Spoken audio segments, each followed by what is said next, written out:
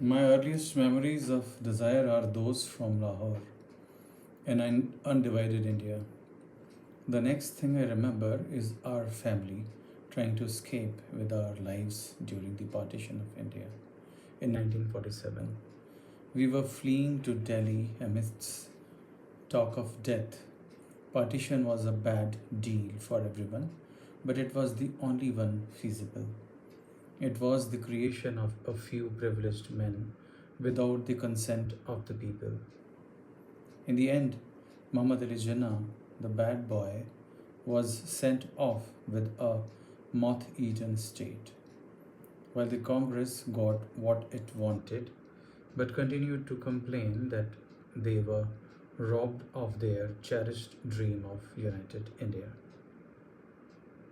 I was curled up against my mother in the train at Lahore station, clinging to her neck, making it wet with my tears. The warm breath from her wheezing chest covered my cheek. She was asthmatic, and her chest heaved in an eruption of coughing. Suddenly, I was separated from her and I was passed to an uncle through the window of the train and taken away from the women's compartment. I thrashed about on the berth next to my father as the train jerked and then lumbered out of the station. The clackety clack gathered force, drumming into me with the conviction that I was being carried farther and farther away from the safe harbor of her neck and breast. I must have gone to sleep, and the next thing I remember is of being deliriously happy when I was reunited with her the following morning when the train pulled into the old Delhi station. My father was a doctor by profession, and since doctors were in demand, he quickly got a job with the government. We had never seen anything quite as grand as Lutyens, Delhi, and we embraced it with reckless abandon. And this helped us to forget the ones we had lost in Pakistan, including my aunt who had been hacked to death while trying to escape. Initially, we lived in tents like refugees, where I remember my mother crying all day long, waiting for news about her family.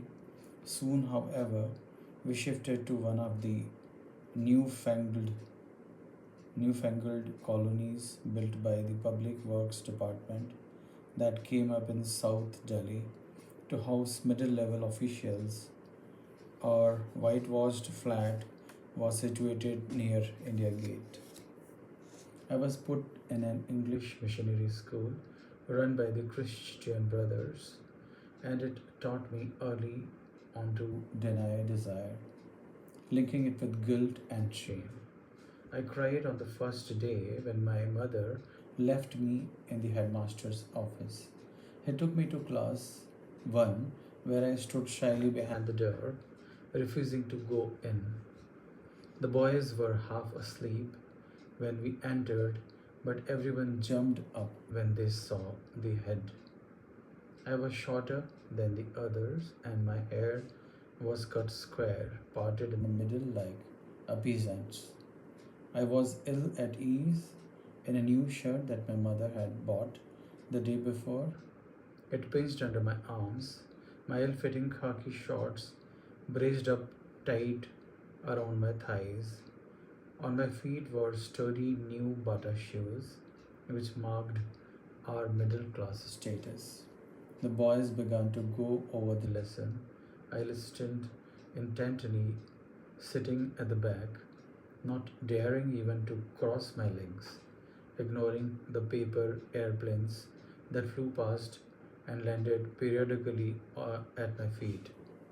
From my mother's playful chatter at home, I was familiar by now with the letters and numbers that the boys were reciting. When the bell rang in the afternoon,